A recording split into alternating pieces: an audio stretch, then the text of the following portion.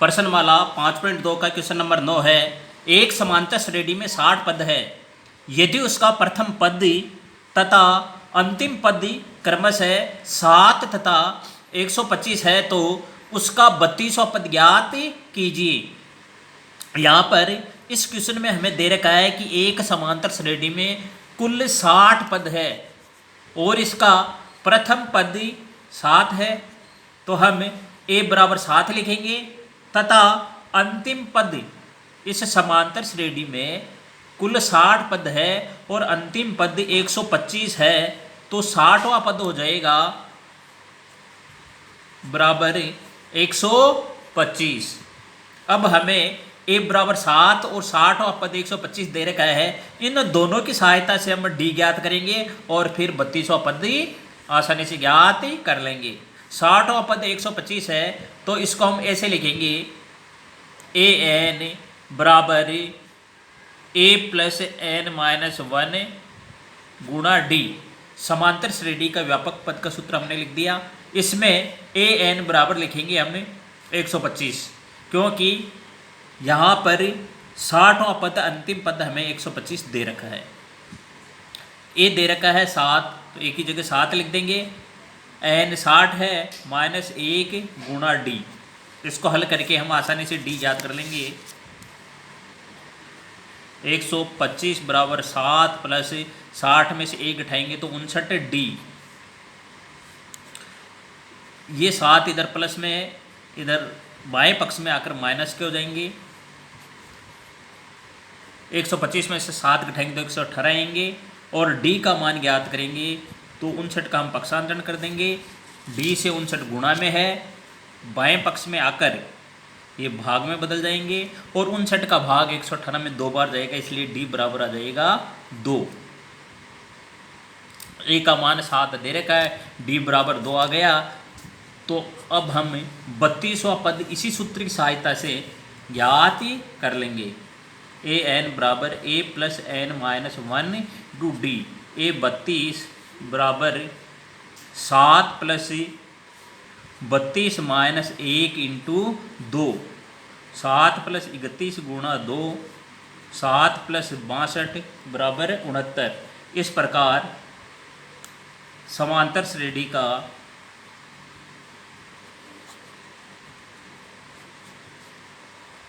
बत्तीसवां पद हमें प्राप्त हुआ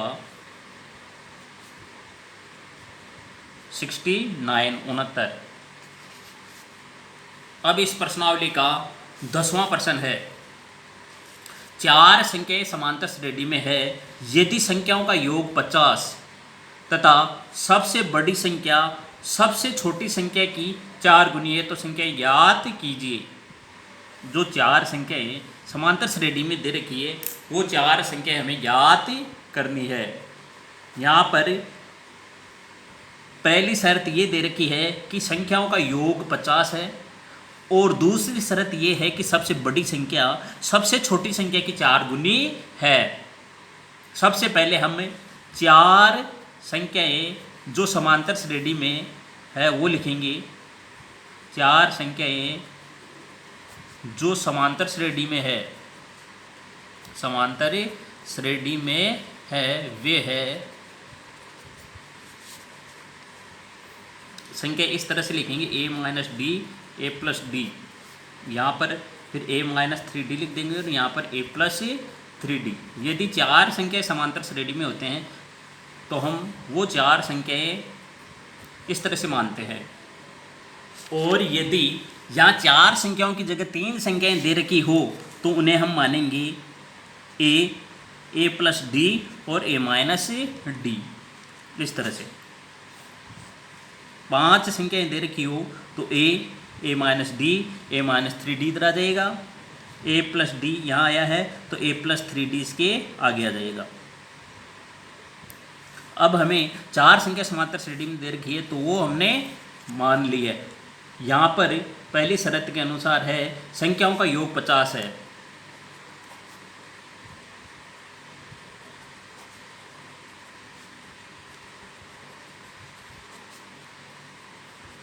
अतः a minus 3d plus A minus D plus A plus D plus A plus 3d बराबर आ जाएगा 50।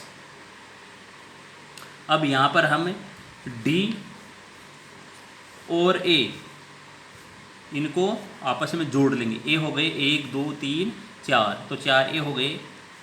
d ये माइनस का है, ये प्लस का कट गया, ये 3d माइनस का है, ये 3d प्लस का, ये भी कट जाएगा, तो 4a बराबर आ जाएगा 50।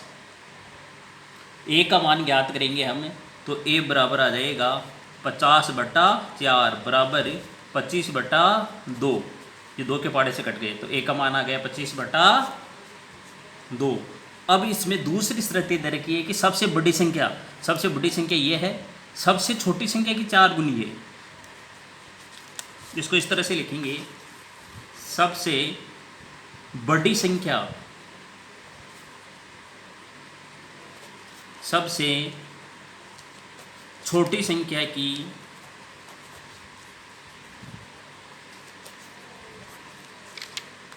4 गुनी है। इसलिए ये मैंने सबसे छोटी संख्या लिख दी और ये सबसे बड़ी संख्या लिख दी। अब ये 4 गुनी है, तो इसको समीकरण बनाने के लिए और दोनों को बराबर में लिखने के लिए हम सबसे छोटी संख्या को जब 4 से गुणा कर देंगे तो दोनों संख्या आपस में बराबर ही हो जाएगी। अब इसको हल करेंगे, कोष्ठक खोलेंगे, तो आ जाएगा 4a माइनस 4 × 12d बराबर a प्लस 3d। 4d इधर माइनस में है तो इसका पक्षांतरण कर देंगे, तो ये इधर आकर प्लस में बदल जाएंगे। या a प्लस में है तो इधर आकर माइनस में बदल जाएगा। 4a में से एक a घटाएंगे तो इधर 3a आ जाएंगे तथा इधर 15d आएंगे। अब d का मान ज्ञात करने के लिए हम 15 का पक्षांतरण कर देंगे, तो आ जाएगा 3a/15। अब इसमें a का मान रख देंगे, 3 गुणा a का मान है 25/2, 25/2 भाग 15। जो कट रही संख्या को काट देंगे, 5 × 15, 5 × 5 = 25, 3 से 3 कट गए, तो d का मान आ गया 5/2 और a का मान है 25/2। अब हमें a और d का मान इन चारों संख्याओं में रखकर चारों संख्याएं ज्ञात करनी है। हम a और d का मान इन 4 संख्याओं में रख देंगे। a का मान हमने रखा 25/2 माइनस 3 गुणा d का मान रख दिया 5/2। इन सब में a का मान 25/2 और d का मान 5/2 रखने पर यह आया। ये 25/2 ऐसे कैसे लिख दिए और 3 को 5 से गुणा कर किया तो 15 आ गए, 15/2 लिख दिए यहाँ पर। ये ऐसे कैसे उतार दिए, संख्या भी ऐसे कैसे उतार दी और 3 को 5 से गुणा किया तो 15/2 लिख दिया। सब में 2 लसे है तो 2 लसे ले लिए। यहाँ आ जाएगा 25 - 15, यहाँ 25 - 5, यहाँ पर 2 लस आ गए, 25 + 5, यहाँ पर भी 2 लस आ गए, 25 + 15। 25 में से 15 घटाएंगे तो 10 आएंगे, 10 में 2 का भाग देंगे तो 5 आएंगे। 25 में से 5 घटाएंगे तो 20 आएंगे, 20 में 2 का भाग देंगे तो 10 आएंगे। 25 और 5 जोड़ेंगे तो 30 और 30 में 2 का भाग देंगे तो 15। 25 और 15 को जोड़ेंगे तो 40 और 40 में 2 का भाग देंगे तो 20। इस तरह से हमें समांतर श्रेणी की जो 4 संख्या प्राप्त होगी वो होगी 5, 10, 15, 20। यही इस क्वेश्चन का आंसर है। धन्यवाद।